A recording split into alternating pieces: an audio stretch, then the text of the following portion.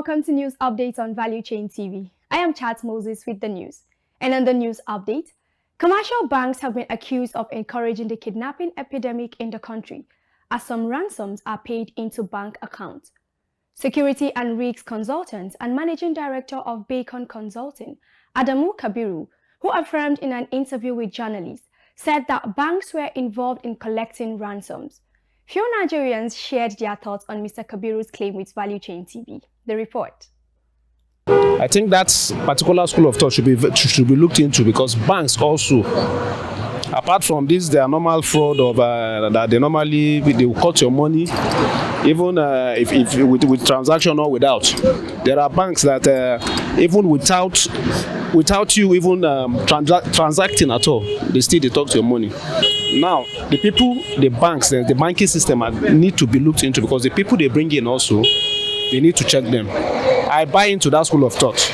If people are allegedly saying that it's like banks are in support of any kidnapping stuff, I can't really say anything about it. But if peradventure the money was sent to bank, if you are the one, you can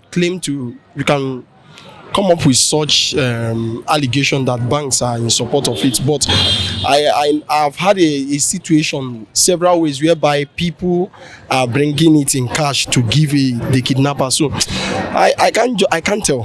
The Nigerian National Petroleum Company Limited said it will prepay future royalties and taxes to the federal government from the $3.3 billion financing deal it got from the African Export-Import Bank last year. NNPCL disclosed these in a document released by its Chief Corporate Communications Officer, Olufemi Soniye. The NNPC had earlier announced that it had secured a $3.3 billion emergency crude oil repayment loan from the African Export-Import Bank.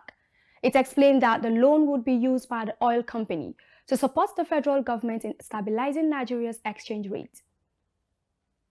The Dangote Petroleum Refinery is a supply field to about 150,000 retail outlets operated by the Independent Petroleum Marketers Association of Nigeria, IPMAN, following a meeting between the management of the refinery and executives of the association.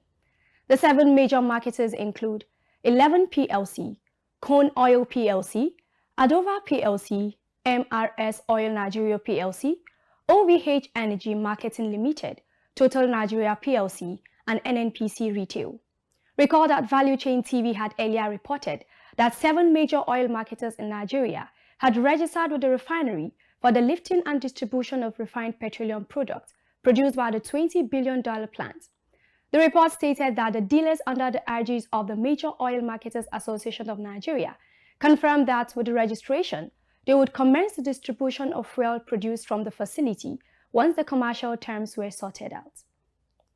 The Presidential Committee on Fiscal Policy and Tax Reforms is currently in discussions with state governors to forge an agreement aimed at suspending certain low-revenue tax as part of a larger attempt to stop what has been widely described as nuisance tax by state and local government authorities nationwide.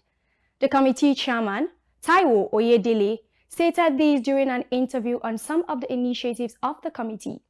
Oyedele lamented that most of the taxes, especially those imposed on the transport of goods from the north to the south and vice versa, were negatively affecting the poor. The tax panel was inaugurated by President Bola Tinubu a few months after assuming office. Among other things, the panel is expected to champion tax reforms and help the nation raise the much-needed tax revenue to enhance economic and growth development. The World Bank has said that improved access to internet coverage over 3 years has led to a 7% reduction in extreme poverty in Nigeria and Tanzania. S.A. Ufoma completes the report.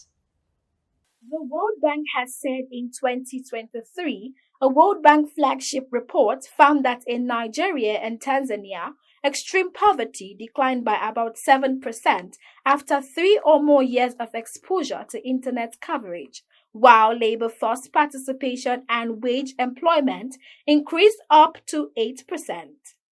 In the brief, World Bank Chief Economics for Africa, Andrew Dabalen, has said the minimal usage of mobile internet is a lost opportunity for inclusive growth in Africa, Closing the optic gap would increase the continent's potential to create jobs for its growing population and boost economic recovery in a highly digitalized world.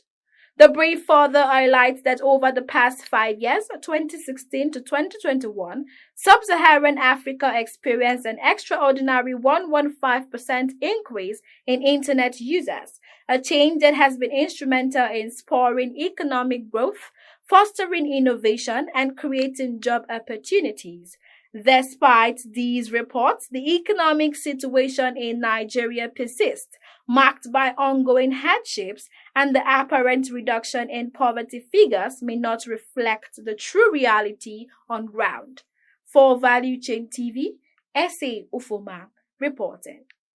The Abuja Chamber of Commerce and Industries, ACCI, has lamented alarming rates of inflation, describing it as squeezing businesses in the country. President of ACCI, Dr. Emeka Obegelu, said that the present inflation is leaving entrepreneurs with many difficult challenges. According to him, food inflation, which currently stands at 3.93%, is the highest. Obegelu said the situation required that the Tinubu-led administration should take decisive measures to curb the surge in inflation across the nation. The Pan-Northern Social Political Organization, Arewa Consultative Forum, ACF, has condemned the relocation of key departments of the Central Bank of Nigeria and the Federal Airport Authority of Nigeria to Lagos by the President Bola Tinubu-led administration. This is after President Tinubu said the relocation was necessary because of congestion at the headquarters in Abuja. ACF, in a statement, rejected the plan, citing the relocations as a deliberate ploy to further underdevelop a segment of the country.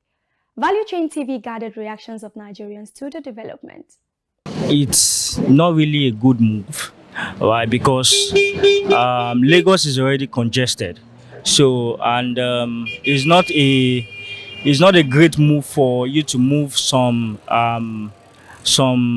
agencies that are situated in the federal capital territory down to Lagos or some other part of the state in Nigeria. So I feel that the federal government of Nigeria should look into that particular decision. To locate any unit from this Abuja to another places, it's like to bring us to from square 3 to square 1.